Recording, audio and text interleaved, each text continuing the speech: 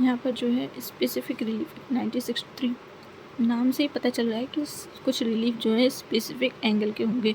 तो specific relief कौन कौन से रिलीफ हो सकते हैं, तो यहाँ पर 1 2 3 4 5 6 7। ओके, सबसे पहला हमारा आएगा रिकवरी।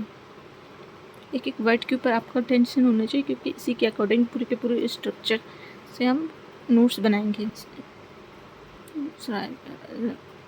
फिश रिकवरी, दूसरे स्पेसिफिक रेक्टिफिकेशन। जिस इंस्ट्रूमेंट से लीगल रिलेशन क्रिएट किया है, अगर वो इंस्ट्रूमेंट रियल इंटेंशन जाहिर नहीं करता है, जिस उद्देश्य के लिए इसको बनाया गया है उस ऑब्जेक्ट को शो नहीं कर रहा है, तो उसके अंदर रेक्टिफिकेशन करवाया जा सकता है। रेक्टिफिकेशन कराना, परिशुद्धि कराना। देन आफ्टर कॉन्ट्रैक्ट किया है, किसी तरह का इशू है तो विखंडित करा सकते हैं रेसिशन। खासतौर पर कॉन्ट्रैक्ट जो वॉइडेबल हो, तो वॉइडेबल चीज़ क्या होगी, उसके लिए आप कॉन्ट्रैक्ट एक्ट में देख सकते हैं।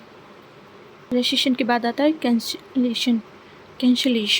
इंस्ट्रूमेंट, कोई इंस्ट्रूमेंट ऐसा है जो अपने आप में वॉइड और वॉइडेबल है, और जो उसको पेंडिंग रखने से एज इट इज़ कोई भी सीरियस टाइप की इंजरी हो जाए, तो उस सिचुएशन के अंदर कैंसिलेशन करवा सकते हैं कोर्ट में जाकर। देन आफ्टर हमारे पास पॉइंट आता है डिक्लेरेशन, यानी कि कोर्ट से किसी चीज़ की घोषणा करवाना। एंड देन आफ्टर आएगा इंजंक्शन।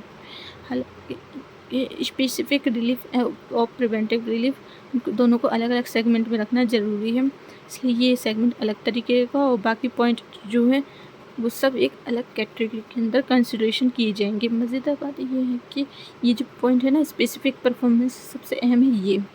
इसके लिए हम इसको चैप्टर 2 पढ़ेंगे, ठीक है। ये चैप्टर 2, इसका कनेक्शन इन सब से जुड़ेगा। Rectification, rescission, cancellation, declaration. Okay, simply इनका 1 बाय 1 कैटेगराइजेशन करते हैं, 1 बाय 1 डिस्कशन करते हैं। सेक्शन 1 जो है एप्लीकेबिलिटी बात करती है, जो कि वोल इंडिया पर ये लागू होगा, तो कोई इशू नहीं है इसका। अब सेक्शन 7 डेफिनेशन की बात करते हैं एप्लीकेबिलिटी के। सेक्शन 2 जो होता है डेफिनेशन, ध्यान रखना ज़्यादा चौड़ी डेफिनेशन नहीं है, इसमें सिर्फ 5 डेफिनेशन दी गई हैं। देखिए, 4th है, 2 कैटेगरी में डिवाइड करते हैं हम इसको, जो इसमें डिफाइन की गई हैं ऑब्लिगेशन, सेटलमेंट, ट्रस्ट और ट्रस्टी। एंड देन सेकंड होगी जो इंडियन कॉन्ट्रैक्ट एक्ट में दी गई है, जो कि स्पेसिफिक रिलीफ एक्ट में डिफाइन नहीं की गई है। चलिए इसका डिटेल इंस्ट्रक्शन पे आते हैं। ये देखिए 1 मार्च 1964 का ये एक्ट है। इसका ऑब्जेक्ट क्या है, to get instant relief in the reformation of the law commission. Law commission के द्वारा ये एक्ट को लागू किया गया है, और ये किस टाइप के रिलीफ की बात करता है, स्पेसिफिक और कंपल्सेटरी, विशिष्ट और प्रतिकारात्मक। मीन्स जिस चीज़ की मांग करी है ये है वही दिलवाएगा या प्रतिकर उसके बदले में।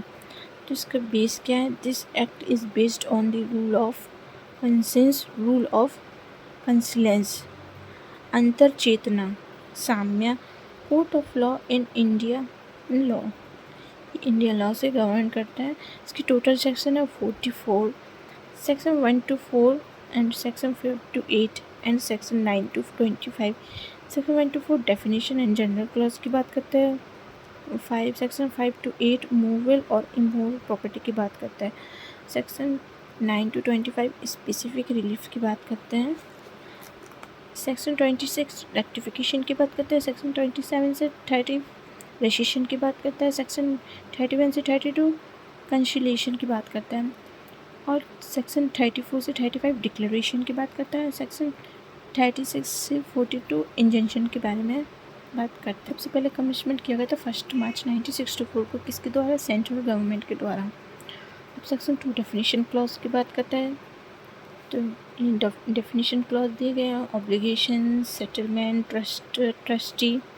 सेक्शन 3 की बात करूँ, जो कि बेसिकली नॉन एप्लीकेबिलिटी बारे में बात डील करती है, नॉन एप्लीकेबिलिटी बारे में डील करता है। इसको क्लियर कट लिखा हुआ है कि कॉन्ट्रैक्ट के तहत आपके पास कोई भी रिलीफ है, अदर कॉन्ट्रेक्चुअल रेमेडी कोई है, या फिर रजिस्ट्रेशन एक्ट के तहत मेंशन की गई है कोई बात, वहाँ पर कोई इसका प्रभाव नहीं पड़ेगा।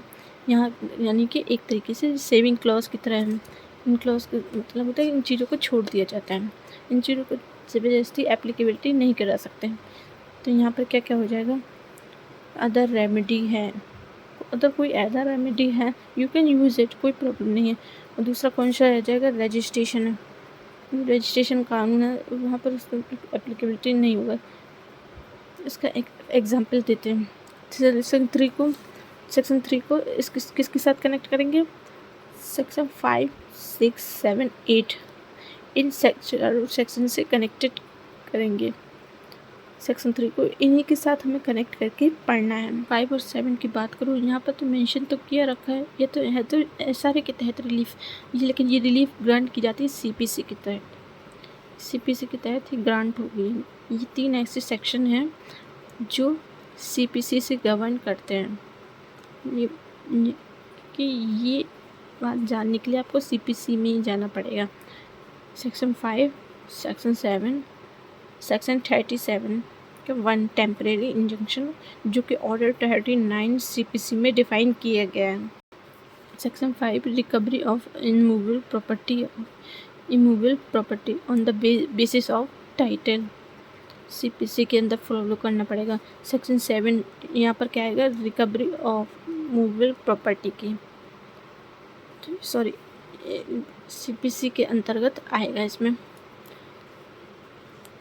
और तीसरा 37 को 1 जो यहाँ पर नहीं मिलेगा, जो 31(1) में मिलेगा, टेम्परेरी इंजंक्शन जो कि ऑर्डर 39 CPC के तहत गवर्न होगा। 4th सेक्शन बिल्कुल क्लियर है, जो आपको पूरे सारे एक्ट पर लागू होता है, सिर्फ इंडिविजुअल सिविल राइट को इन्फोर्स करने के लिए इस्तेमाल कर सकते हैं। इस सेंटेंस का मतलब सिंपल सा है कि इसके अंदर किसी पब्लिक सिविल राइट को इन्फोर्स नहीं करा सकते और किसी क्रिमिनल राइट को इन्फोर्स नहीं करा सकते हैं। सिर्फ और सिर्फ इंडिविजुअल राइट जो है इसके तहत जो है इन्फोर्स हो सकते हैं। ओके, 5 और सेक्शन 6 की बात करते हैं। अगर आप गौर से देखोगे तो दोनों ही सेक्शन के अंदर एक चीज़ बड़ी कॉमन आ रही है। कौन सी चीज़, जो इमूवेबल प्रॉपर्टी। सेक्शन 5 और 6 में दोनों में ही इमूवेबल प्रॉपर्टी की बात करता है, जो कि पोजीशन की रिकवरी की बात कर रहे हैं।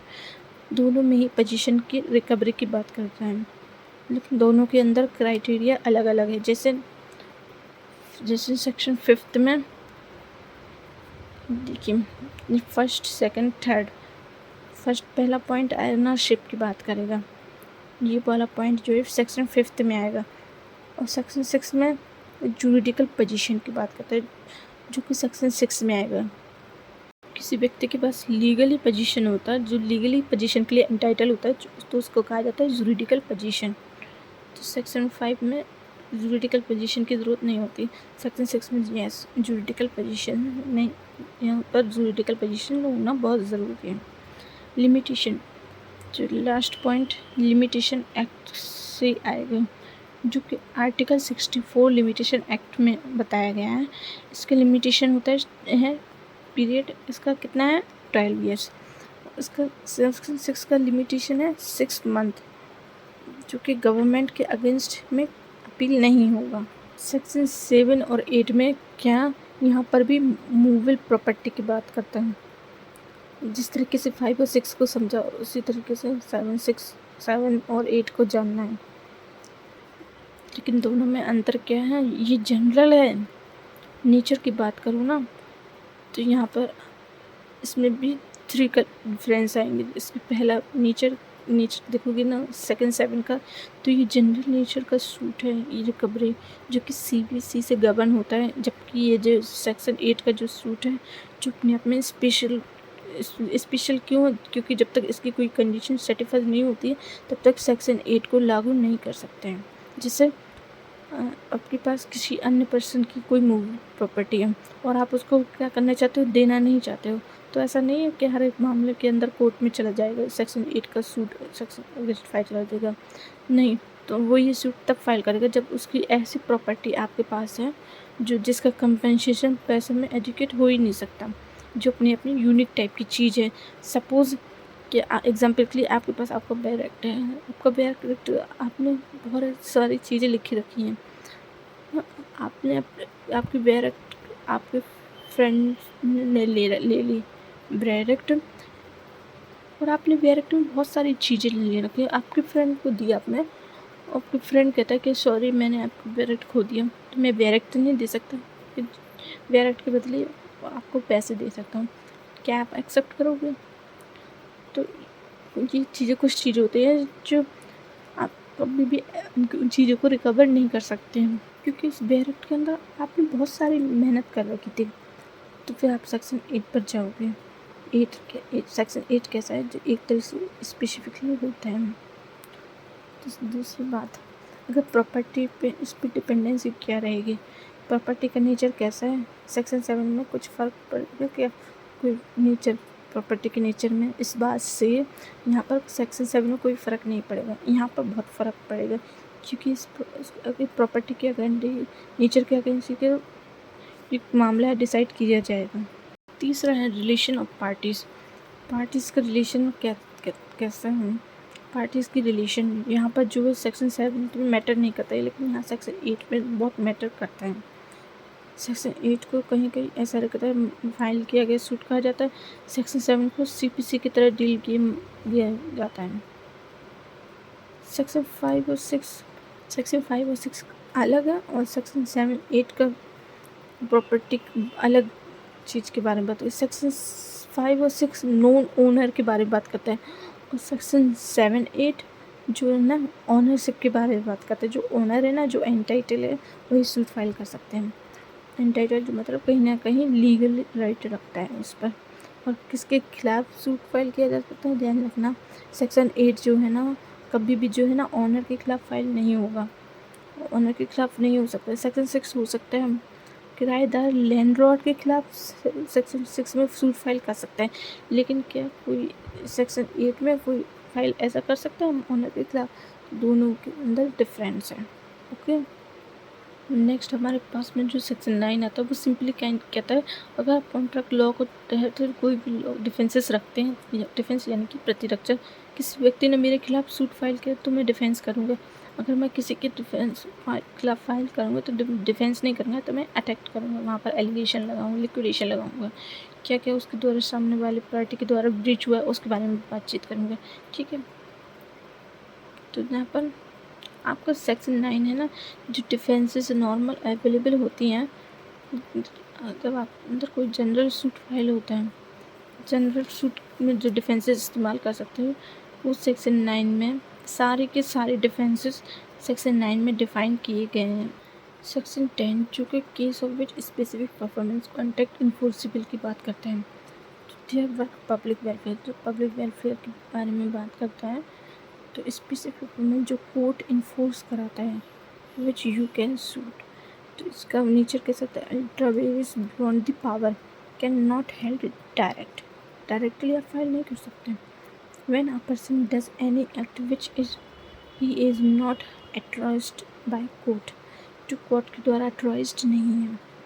Company can not register cognise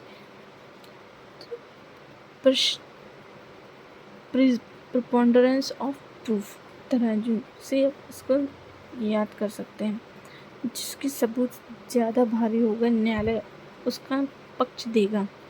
in civil case सबूतों का बहुलता नहीं दिखाती, सबूतों की बहुलता इन सिविल केस में नहीं देखी जाएगी, हालांकि क्रिमिनल केस में जिसके पास एविडेंस ज़्यादा होगा उसके फेवर में वह जो है केस जाएगा।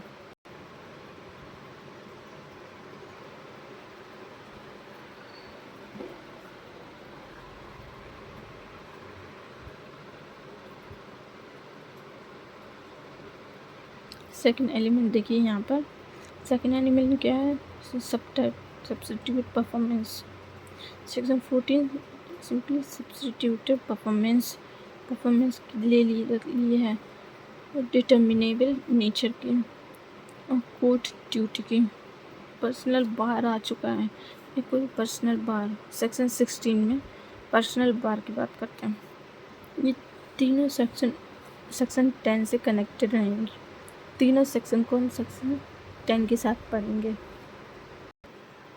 एग्जाम्पल के लिए सेक्शन 23 जो क्या कहते हैं, जो कहते हैं लिक्विडेशन कर दिया गया है।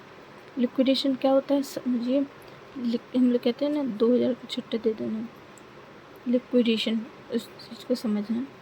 अगर आपने कोई अपनी प्रॉपर्टी इस फॉर्मेट में रखी है कि जब आपको ज़रूरत पड़े तो आपको इस ईज़िली कन्वर्ट करवा सकते हैं, तो इसको कहा जाता है लिक्विडिटी, लिक्विड एसेट्स। उसी तरीके से जब ब्रीच ऑफ कॉन्ट्रैक्ट हो तो आपने पहले से ही एक अमाउंट तय कर रखा हो कि जो व्यक्ति ब्रीच करेगा तो उसको इतना अमाउंट पे करना पड़ेगा, तो इसका मतलब आपने कॉन्ट्रैक्ट में लिक्विडेशन कर रखा है। ठीक है, लिक्विड वाली बात आ गई। आपने कंपनसेशन के पॉइंट को ऑलरेडी लिक्विड कर रखा है तो उसको बोला जाता है लिक्विडेशन। सेक्शन 29, जैसे सेक्शन 29 की अगर बात करूँ तो 29 कहाँ पर आता है, alternate prayer for registration. Alternate prayer, आप जब कॉन्ट्रैक्ट को रिज़ाइन करने का रिलीफ मांगते हो तो वो अल्टरनेट कहेंगे, या फिर स्पेसिफिक परफॉर्मेंस का रिलीफ मांगते हो तो स्पेसिफिक रजिस्ट्रेशन में कर सकते हो। रजिस्ट्रेशन का मतलब कॉन्ट्रैक्ट को वॉइड कर देना, जो कॉन्ट्रैक्ट वाइडेबल था तो उसको वॉइड करा देना। इंजेक्शन पढ़ेंगे ना तो इंजेक्शन के पॉइंट भी आपको बहुत सारे इसमें देखने को मिलेंगे। सेक्शन 11 के पॉइंट को, सेक्शन 11 सिंपली ट्रस्ट के केस में अप्लाई होता है, हालांकि इसका एक्सेप्शन है 11(2). सेक्शन 12 वेरी इम्पॉर्टेंट, ये बहुत ही इम्पोर्टेंट सेक्शन है और बहुत टेक्निकल भी।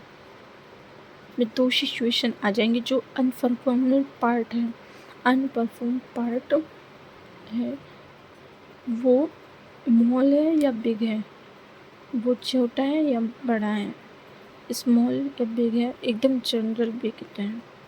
जो भी पॉइंट पड़ा हुआ है पेंडिंग, अगर उसके लिए एडिक्वेट कंपनसेशन हो सकता है, उसके लिए क्या हो, एडिक्वेट कंपनसेशन जो है अगर हो सकता है तब तो आप क्या करवा सकते हो, इसे एडिक्वेट कंपनसेशन दिया जा सकता है। तो जितना पार्ट करना चाहता है उस पार्ट को उतने के लिए डन करवा दो। सपोज करो ये बिल्डिंग का हिस्सा है, ठीक है, इस बिल्डिंग के अंदर जो है यहाँ तक जो है 6 फ्लोर आ रहे हैं, फ्लोर जो है जो 4th फ्लोर जो है अभी तक पेंडिंग पड़े हुए हैं। ठीक है, ये एक तरीके से डन करना चाहिए, ये पेंडिंग पड़े हुए हैं।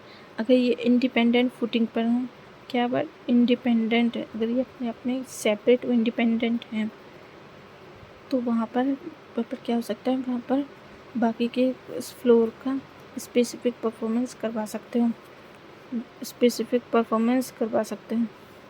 अगर एक कॉन्ट्रैक्ट में इसको इस बातें लिखी है जो अपनी बात में सेपरेट और इंडिपेंडेंट फुटिंग की, तो उनको एक सेपरेट कॉन्ट्रैक्ट की तरह डील किया जा सकता है, सेपरेट कॉन्ट्रैक्ट की तरह डील जो है किया जा सकता है।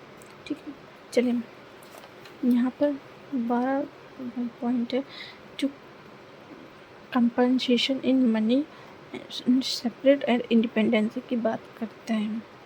पैसा जो पोर्शन पेंडिंग रह रहा है, अगर उस पोर्शन के लिए मनी में कन्वर्सेशन किया जा सकता है, कंपनसेशन मनी में किया जा सकता है, तो डन, तो बाकी वाले पोर्शन को स्पेसिफिकली परफॉर्म करवा देंगे, जो परफॉर्म नहीं होगा जो उसके बदले में कंपनसेशन जो दे देंगे। सेक्शन 13 पर आते हैं। सेक्शन 13 को हमेशा 28 के साथ पढ़ेंगे। ये परचेसर और लेसेसी की बात करते हैं, राइट्स ऑफ बायर और सेलर की। ये दोनों ही सेक्शन सेल के बारे में बात करती हैं। किस चीज़ के बारे में, सेल। राइट्स ऑफ बायर, जिसने एक तरीके से पट्टा लेकर अमाउंट जो है ले रखा हुआ है। यहाँ पर 28 में राइट मिलता है, राइट ऑफ सेलर, बेचने वाले का एक तरीके से लेसर का अधिकार जो है स्पेसिफिकली मिलता है। दोनों पॉइंट को ऑब्जर्व करते हुए चलते हैं। अगर मान लीजिए बायर को पता चला सेलर के पास जो परफेक्ट टाइटल था ही नहीं, इस सेलर के पास क्या था, इम्परफेक्ट टाइटल है, मतलब वो एब्सोल्यूट ऑनर था ही नहीं, फिर भी उसने कॉन्ट्रैक्ट कर लिया उस पर्टिकुलर चीज़ को बेचने का, और उसके तहत जो है बायर ने जो है पैसे उससे ले लिए, जो प्रॉपर्टी को कोई बेच दिए। बाद में बायर को पता चला कि इसके पास तो सेलर के पास तो टाइटल ही नहीं था। अब वहाँ पर क्या है, ट्रांसफ़र ऑफ प्रॉपर्टी के तहत इस सेक्शन को 43 ट्रिपिए के तहत ग्रांट बाय स्टॉपल सेक्शन 43 को SRA के साथ में आप कनेक्ट कर सकते हो। 43, अगर इम्परफेक्ट टाइटल वाला सेलर अगर बायर को कोई सेल करता है तो इसकी स्पेसिफिक परफॉर्मेंस का सूट जो है फाइल कर सकते हैं। लेकिन कब? जब सब्सिक्वेंटली ऐसा लग रहा है सेलर को वो राइट मिल चुका है या फिर वो प्रॉपर्टी मॉर्गेज की गई, तो ये कोर्ट से आदेश करवाएगा कि सेलर से मॉर्गेज की रीडिंग करने की जो पैसा उसने उधार लिया है उस प्रॉपर्टी को उसको चुकाएं और प्रॉपर्टी दें। तो इस तरह का सूट ये फाइल कर सकते हैं। इस तरीके से बायर अपने राइट को प्रोटेक्ट करता है। सेक्शन 13 में सेलर के राइट पे सपोज सेल के संबंध में ऐसा कोई कॉन्ट्रैक्ट है जहाँ स्पेसिफिक परफॉर्मेंस का डिग्री जो है जारी हो रखा है, स्पेसिफिक परफॉर्मेंस की डिग्री ऑलरेडी जारी हो रखी है। कोर्ट ने मान लीजिए बायर के फेवर में जो कहा है सेलर के से उसका परफॉर्मेंस करवा लो। ठीक, सेलर ने कहा ठीक मैं उसका परफॉर्मेंस कर दूंगा, लेकिन उसका जो पेमेंट है वो आप साथ साथ में चुकाऊँ। जो पेमेंट जो है चुकाना है। इस पेमेंट को चुकाने में बायर ने जो कर दिया डिफ़ॉल्ट, बायर ने क्या कर दिया डिफ़ॉल्ट जो है कर दिया। तो इसका ये जो सूट चल रहा था तो सेम सूट में वह उस चीज़ का केस फाइल कर सकता है। इसी स्पेसिफिक रिलीफ में नया सूट फाइल नहीं करेगा, वो उसी केस में ही उस डिफ़ॉल्ट के सूट कर सकता है। डेट्स वाई आपको सेक्शन 13 और 28 दोनों को साथ में लेकर पढ़ना है। सेक्शन 40 का हमने ऑलरेडी सेक्शन 10 के साथ पढ़ा रखा है, जो कि कॉन्ट्रैक्ट नॉट स्पेसिफिक इन्फोर्सेबल की बात करता है, जो कि सबटाइटल परफॉर्मेंस डिटर्मिनेबल नेचर के बारे में बात करता है। ये हमने ऑलरेडी सेक्शन 10 में पढ़ लिया है। तो फिर से बंद करते। सेक्शन 1 हमने क्या पढ़ा था, होल ऑफ एप्लीकेशन के बारे में बात करता है। सेक्शन 2 हमारे सामने आया था जिसमें 5 तरह की डेफिनेशन की बात करें, obligation, segregation, trust and trustee. उससे जो शब्द जो कॉन्ट्रैक्ट एक्ट में डिफाइन किए गए, यहाँ पर डिफाइन नहीं किए गए तो उनको हम एज इट इज़ यूज कर सकते हैं। सेक्शन 3 में ये कहा था जहाँ पर आपने रेमिडीज़ अदर रेमिडीज़ है तो आप अदर रेमिडीज़ का भी इस्तेमाल कर सकते हैं और रजिस्ट्रेशन एक्ट के प्रावधानों को स्पेसिफिक बात नहीं होगी अगर वहाँ पर कोई स्पेसिफिक तरीके से रिलीज करें। देन आफ्टर सेक्शन 5 हमारे सामने आया था रिकवरी ऑफ इमूवेबल प्रॉपर्टी, जिसमें जनरल सूट फाइल होता है जो CPC के तहत गवर्न होता है। सेक्शन 6 में जो है जूरिडिकल पोजीशन के आधार पर क्या किया जा सकता है, पोजीशन को जो है रिकवर करने का पोजीशन के सूट फाइल किया जा सकता है।